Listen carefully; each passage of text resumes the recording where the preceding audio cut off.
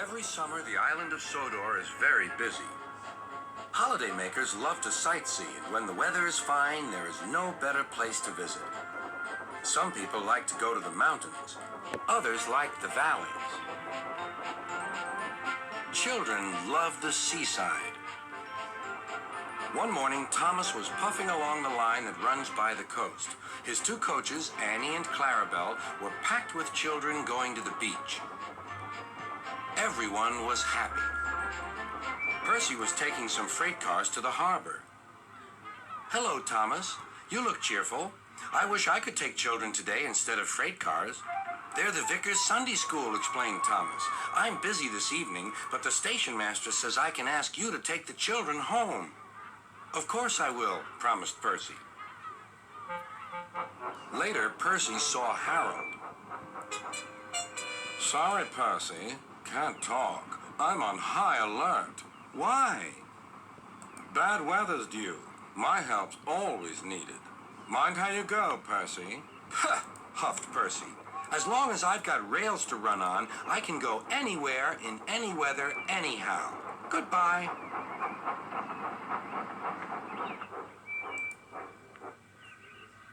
"Be careful," warned Edward. "There's a storm coming."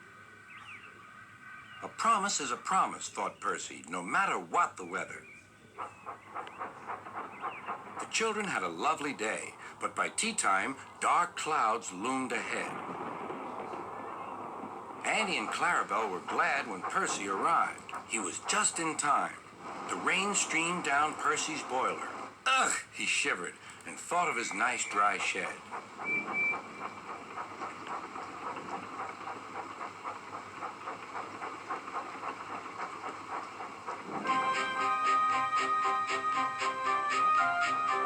Percy struggled on past coastal villages and into the countryside. The river was rising fast. "I wish I could see! I wish I could see!" complained Percy as he battled against the rain. More trouble lay ahead.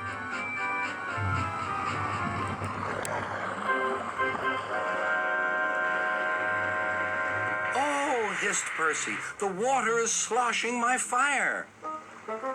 Percy's driver and fireman had to find some more firewood. "I'll have some of your floorboards, please," said the fireman to the conductor. "I only swept the floor this morning," grumbled the conductor, but he still helped. Soon Percy's fire was burning well. He felt warm and comfortable again. Then he saw Harold. "Oh dear," thought Percy. "Harold's come to laugh at me." Something thudded onto Percy's boiler. "Ow!" exclaimed Percy. "He needn't throw things." "It's a parachute," laughed his driver. "Harold's dropping hot drinks for us." "Thank you, Harold," whistled Percy. "Good to be of service," replied Harold and buzzed away.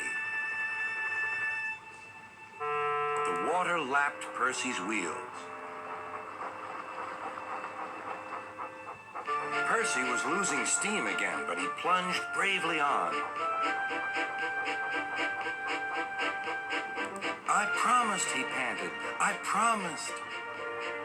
He made one more big effort, and at last, exhausted but triumphant, he brought the train home. "Well done, Percy," cheered Thomas. "You kept your promise, despite everything." Sir Topham had arrived in Harold.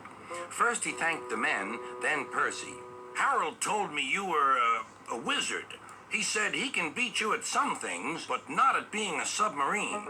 I don't know what you two get up to sometimes, but I do know that you're a really useful engine." "Oh, sir," whispered Percy happily.